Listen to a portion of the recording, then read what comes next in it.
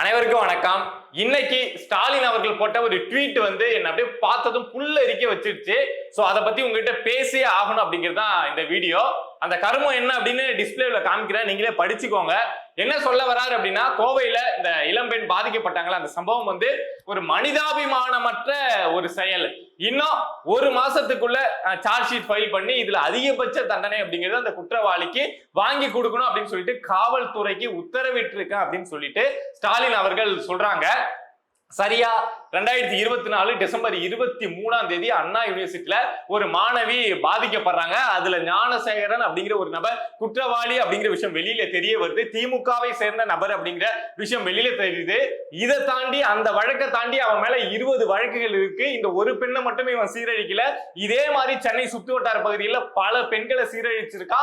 இதை தாண்டி வழிப்பறி, செயின் பிக்கிறது, பைக்கு திருடுறது அப்படின்னு அவன் மேல பல வழக்குகள் இருக்கு. அப்படிங்கிற எல்லா விஷயமும் இந்த ஒரு சம்பவத்தால தெரிய வருது. ஞானசேகரன் மேல உங்களால ஒரு முழுமையான நடவடிக்கை எடுக்க முடியல, அவன் தான் குற்றம் செஞ்சிருக்கான் அப்படின்னு நிரூபிச்சு அவனுக்கு தண்டனை வாங்கி தர முடியலன்னா கிடையாது. அதை செஞ்சா அதுக்கு பின்னாடி இருக்கக்கூடிய நபர்கள் மாட்டிப்பாங்க, இதுக்கு பின்னாடி இருக்கக்கூடிய சார் மாட்டிப்பார் அப்படின்னு அமைதியா இருக்கீங்க.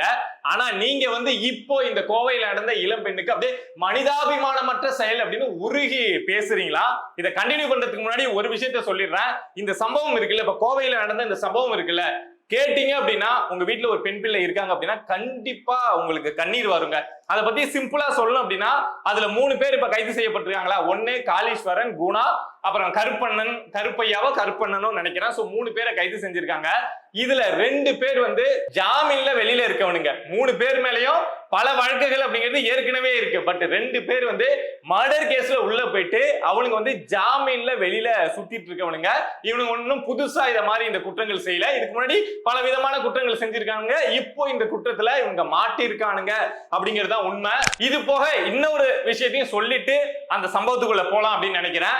என்ன அப்படின்னா, இந்த பக்கத்துல ஒரு பார் இருந்ததுல, அந்த பார்ல தான், அதாவது பிளாக்ல, பார் கிடையாது, பிளாக்ல இந்த சும்மா கொட்டாலாம் போட்டுட்டு விற்பாங்கல்ல, அத மாதிரி விற்கக்கூடிய இடம் இருந்ததுல, நாம் தமிழர் கட்சியை சேர்ந்தவங்க போயிட்டு அதை அடிச்சு உடைச்சாங்கல்ல.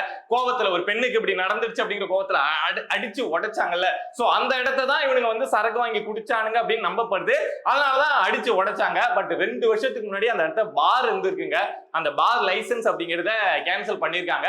அதுக்கப்புறம் நீ பார் லைசன்ஸ் கேன்சல் பண்ணுங்க, அதை விட நான் பிளாக்ல வித்து அதிகமா சம்பாதிப்பேன் அப்படின்னு சொல்லிட்டு 2 வருஷமா முழுக்க 24 மணி நேரமும் அந்த இடத்த வந்து பிளாக்ல சரக்கு விற்கப்பட்டு இருந்திருக்கு. அங்க இருக்கக்கூடிய மக்கள் எல்லாம் சொல்றாங்க, இங்க எப்போதும் சரக்கு கிடைக்குங்க. 24 மணி நேரத்துல, ஒரு நாளைக்கு 25 மணி நேரம் இருந்தா கூட இவன் 25 மணி நேரமும் இந்த இடத்துல சரக்கு விற்பாங்க அப்படிங்கிற அளவுக்கு அங்க சரக்கு அப்படிங்கிறது இருந்திருக்கு. அன்னைக்கு இரவு என்ன நடந்திருக்கு அப்படின்னா, கொஞ்சம் மனசை கொஞ்சம் திடப்படுத்திக்கிட்டு கேளுங்க. ஏன் அப்படின்னா, அன்னைக்கு இரவு சரியா 10:40 மணிக்கு அந்த கார்ல அந்த பெண்ணும் அந்த ஆணும் உட்கார்ந்து இருக்காங்க, பேசிட்டு இருக்காங்க. அங்க அந்த 3 பேர் வந்து சரியா 10:40 மணிக்கு வரானுங்க. ஒரு 1/4 மணி நேரம் 20 நிமிஷத்துக்குள்ள அவனை அடிச்சு, அந்த ஆண் நண்பரை அடிச்சுட்டு இந்த பெண்ணை வந்து இழுத்துட்டு நடந்துதான் கூப்பிட்டுட்டு போக ஆரம்பிக்கிறாங்க.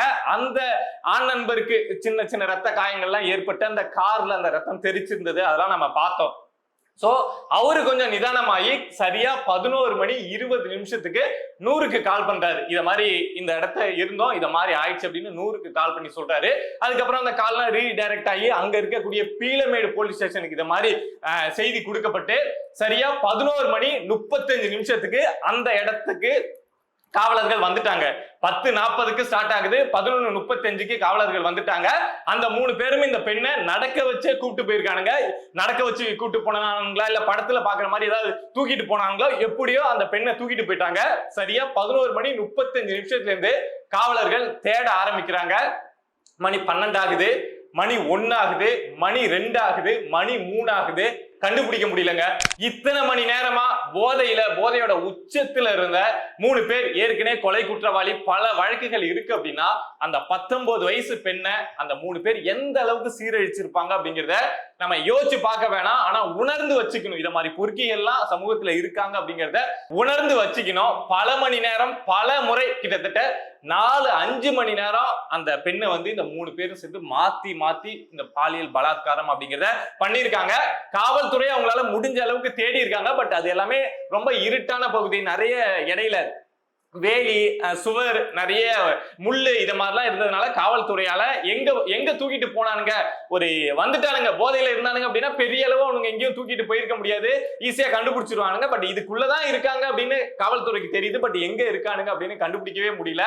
சரியா 4 மணி ஆகுறப்போ அந்த பெண் கிட்டத்தட்ட அரை நிர்வாணம் இல்ல நிர்வாணம் அப்படின்னு சொல்லலாம் அந்த நிலையில எழுந்து அவங்க அந்த மறைமுகமா இவனுங்க போய் வச்சிருந்தானுங்களா அந்த இடத்துல இருந்து எழுந்து வெளியில வந்ததுக்கு அப்புறம் தான் காவல்துறைக்கு அந்த பெண் இங்க இருக்காங்க அப்படிங்கிற விஷயம் தெரிய வருது. சரியா 11:40க்கு இந்த சம்பவம் தொடங்குச்சு, 10:40க்கு இந்த சம்பவம் தொடங்குச்சு அப்படின்னு சொன்னா சரியா இந்த பெண் வந்து காவலர்கள் வந்து அந்த பெண்ணை மீட்கிறப்போ மணி சரியா 4 மணிங்க. கிட்டத்தட்ட ஒரு 5-6 மணி நேரம் ஒரு நரக வேதனை அப்படிங்கிறதுல அந்த பெண் இருந்திருக்காங்க. யோசிச்சு பார்க்கவே மனசு அப்படியே பதட்டப்படுது. என்னடா இப்படிலாம் நடக்குமா அப்படிங்கிற அளவுக்கு இந்த சம்பவத்தை யோசிச்சு பார்க்கறதுக்கே அவனுங்க அந்த போதையில அந்த பெண்ணை எப்படிலாம் கஷ்டப்படுத்திருப்பானுங்க அப்படின்னு நினைச்சு பார்க்கறப்பவே வந்து மனசு வந்து ரொம்ப பதட்டம் ஆகுது. அதுக்கப்புறம் காவல்துறை சொன்ன மாதிரி 24 மணி நேரத்துல வேணும்னே சுட்டாங்களோ என்னமோ, சுட்டுட்டோம் காலில் சுட்டது என்ன நெஞ்சில கூட அவனுங்களை சுட்டுக்கலாம், சுட்டு புடிச்சிட்டாங்க, அது பிரச்சனை கிடையாது. ஆனா இத மாதிரி ஒரு சம்பவம் நடந்தது அப்படின்னா மக்கள் எல்லாம் எதிர்பார்க்கக்கூடிய இவங்க நிவாரணம் கொடுப்பாங்க, பணம் கொடுப்பாங்க, அந்த பெண்ணோட படிப்பு செலவை ஏற்கிறான், என்ன வேணாலும் சொல்லலாம். ஆனா மக்கள் எதிர்பார்க்கக்கூடிய ஒரே ஒரு விஷயம் என்ன அப்படின்னா அரசு வந்து ஒரு உத்தரவாதம் கொடுக்கணும், இனிமே நம்ம தமிழ்நாட்டுல ஒரு சம்பவம் கூட இத மாதிரி நடக்காது அப்படிங்கிற உத்தரவாதம் கொடுக்கணும் அப்படின்னு தான் எல்லா மக்களும் எல்லா பொதுமக்களும் காவல்துறை கிட்ட இருந்தோ அரசு கிட்ட இருந்தோ எதிர்பார்ப்பாங்க. ஒரு வழக்குல சரியா உடனடியா இத மாதிரி வழக்குல அதுவும் குறிப்பா பெண்களுக்கு எதிரான குற்றங்களை செய்யக்கூடிய நபர்களுக்கான வழக்குல உடனடியா ஒருத்தனுக்கு இவன் இந்த சம்பவம் செஞ்சாப்பா அடுத்த 1 மாசத்துல இவனுக்கு இவ்வளவு பெரிய தண்டனையை வாங்கி கொடுத்தாங்க அப்படிங்கிற மாதிரி ஒரு விஷயத்த இந்த தமிழ்நாடு அரசு செஞ்சிருந்தது அப்படின்னா அடுத்த சம்பவத்தை செய்யறதுக்கு அவனுக்கு எவனா இருந்தாலும் ஒரு பயம் அப்படிங்கிறது வரும். பரபரப்பா 10 நாள் மக்கள் பேசுற மாதிரி அரசும் அந்த விஷயத்த 10 நாள் பரபரப்பா பேசிட்டு அதுக்கப்புறம் அந்த கேஸ் என்ன ஆச்சு ஏதுன்னே தெரியாம இருந்தது அப்படின்னா இத மாதிரியான குற்ற சம்பவங்கள் அப்படிங்கிறது தொடர்ச்சியா நடந்துகிட்டே தான் இருக்கும். நம்ம அண்ணா யூனிவர்சிட்டியில அந்த மாணவி பாதிக்கப்பட்டப்போ எல்லாம் என்ன வேண்டுகோள் வச்சோம், இத மாதிரி இன்னொரு சம்பவம் தமிழ்நாட்டில் நடக்கக்கூடாது அப்படின்னு தான் வேண்டுகோள் வச்சோம். பட் தினம் தினம் இத மாதிரி சம்பவங்கள் அப்படிங்கிறது பள்ளி குழந்தைகள், பள்ளி சிறுமிகள், கல்லூரி மாணவிகள்னு எல்லாருக்கும் நடந்துகிட்டே தான் இருக்கு. பட் அதுல ஏதாவது ஒரு விஷயம் தான் இத மாதிரி மேஜர் இஷ்யூவா மாறி மக்களுக்கு தெரிய வருது. எப்படிப்பா 19 இத மாதிரி டெய்லி சம்பவம் நடக்குது அப்படின்னு 19 அடிச்சுக்கிட்ட முடியுமா அப்படின்னா நிறைய விஷயங்களை நானே ஃபாலோ பண்ணியிருக்கேன். நானே பார்த்துட்டு ஐயோ இந்த விஷயம் வந்து வேற பேசு பொருளா மாறலையே, இந்த விஷயத்த மீடியா போக்கஸ் பண்ணாம விட்டாங்களே, இவ்வளவு பெரிய தவறு நடந்திருக்கு அப்படின்னு நானே நிறைய வழக்குகளை பார்த்து ஐயோ இதை எடுத்து பேசுங்க இவ்வளவு மோசம் நடக்குது அப்படின்னு வருத்தப்பட்டிருக்கேன். இது போக ரிப்போர்ட் என்ன சொல்லுது அப்படின்னா கடந்த 4 வருடத்துக்கு முன்னாடி தமிழ்நாட்டில் நடந்துட்டு இருந்த பெண்களுக்கு எதிரான குற்ற சம்பவங்களை விட இப்போ 66% கிட்டத்தட்ட டபுள் மடங்கு அந்த குற்ற சம்பவங்கள் பெண்களுக்கு எதிரான குற்ற சம்பவங்கள் அதிகரிச்சிருக்கு அப்படின்னு சொல்லிட்டு தான் இத பத்தி பேசக்கூடிய ரிப்போர்ட்டும் அதை தான் சொல்லுது. இதுலயும் நீங்க சரியா நடவடிக்கை எடுக்கல, சரியா நடந்துக்கல அப்படின்னா அதுக்கப்புறம் உங்களை சொல்றதுக்கு ஒண்ணுமே கிடையாது. இதுல இருக்கக்கூடிய மற்ற கட்சிகள் வந்து அரசியல் செய்ய வேண்டியது அப்படிங்கிறது இத மாதிரி விஷயத்துல ரொம்ப அவசியம். ஆளும் கட்சிக்கு ஒரு பெரிய அழுத்தம் அப்படிங்கறத உருவாக்கணும். ஐயோ என்னடா இப்படி பண்றாங்க அப்படிங்கிற ஒரு அழுத்தத்தை உருவாக்கணும். இதுக்கு முன்னாடி அண்ணா யூனிவர்சிட்டி வழக்குல அத மாதிரி எல்லா கட்சிகளும் ஒற்றுமையா நின்று அரசுக்கு ஒரு அழுத்தம் கொடுத்ததுனாலதான் அந்த கேஸ் அப்படிங்கிறது அவ்வளவு பெரிய விஷயமா போச்சு. இன்னும் திமுகவுக்கு சார் அப்படின்னா ஒரு பயம் வருது அப்படின்னா அப்போ இருக்கக்கூடிய மற்ற கட்சிகள் ஏற்படுத்தின அழுத்தம் தான். சோ இந்த வழக்கிலையும் இந்த பெண்ணுக்கு நடந்த கொடூரத்திலையும் மற்ற கட்சிகள் ஒரு பெரிய அழுத்தத்தை உருவாக்க வேண்டியது அப்படிங்கிறது அவசியம். போராட்டம் எடுக்கணும், அங்கங்க ஒவ்வொரு ஏரியாவிலையும் அந்த கட்சியை சேர்ந்தவங்க ஆர்ப்பாட்டம் நடத்தணும், போராட்டம் நடத்தணும். இத மாதிரி நடந்துருச்சு, இதுக்கு திமுக அரசு தான் காரணம் அப்படின்னு சொல்லணும். சொல்றப்பதான் ஆளும் கட்சிக்கு, அது எந்த கட்சி ஆட்சியில இருந்தாலும் சொல்றேன், அப்படி சொல்றப்பதான் ஆளும் கட்சிக்கு வந்து ஒரு அழுத்தம் அப்படிங்கிறது உருவாகும், நடவடிக்கை அப்படிங்கிறத எடுப்பாங்க. சோ இன்னைக்கே அதிமுக தரப்புலையும் தமிழக வெற்றி கழகம் தரப்புலையும் கோயம்புத்தூர்ல போராட்டம் நடக்கும் அப்படின்னு சொல்லியிருந்தாங்க. பட் தமிழக வெற்றி கழகம் சார்பில இருந்து போராட்டம் நடக்கக்கூடிய அந்த வீடியோஸ் அது சம்பந்தமான இமேஜஸ் அப்படிங்கிறத பார்த்தேன். பட் அதிமுக தரப்புல இருந்து எடப்பாடி பழனிசாமி அவர்கள் ஒரு பெரிய கண்டன அறிக்கை அப்படிங்கிறத வெளியிட்டு இருந்தாங்க. அதை தாண்டி ஒரு எதிர்கட்சியா அவங்க பெரிய போராட்டங்களை ஆர்ப்பாட்டங்களை பல இடத்தை எடுக்கணும் அப்படின்னு நினைக்கிறேன். அதே மாதிரி தமிழ்நாட்டில் ஒரு அரசியல் இந்த முக்கிய புள்ளிகளா இவ்வளவு நாள் இருந்துட்டு இருக்கக்கூடிய அண்ணாமலை அவர்களும் சீமான் அவர்களும் இதை பத்தி பேசியிருக்காங்க, ஆக்ரோஷமா நிறைய விஷயங்களை சொல்லியிருக்காங்க. பட் அதை தாண்டி இத 2 நாள்ல இந்த விஷயத்தை அப்படியே ஆற போட விடாம ஒரு அழுத்தத்தை கிரியேட் பண்ணிட்டே இருந்தாங்கன்னா, இவங்க இப்ப நான் சொன்ன தலைவர்கள்லாம் நினைச்சாங்கன்னா இந்த விஷயத்தை வச்சு திமுகவுக்கு ஒரு பெரிய அழுத்தத்தை கிரியேட் பண்ணலாம். இனிமே இந்த மாதிரி ஒரு சம்பவம் கூட நடந்துடக்கூடாது அப்படிங்கிற எண்ணத்தை அவங்க கிட்ட விதைக்கலாம். அதை விதைக்க வேண்டியது அப்படிங்கிறது எல்லாருடைய கடமை. ஏன்னா எல்லார் வீட்லயும் பெண் பிள்ளைகள் இருக்காங்கல்ல.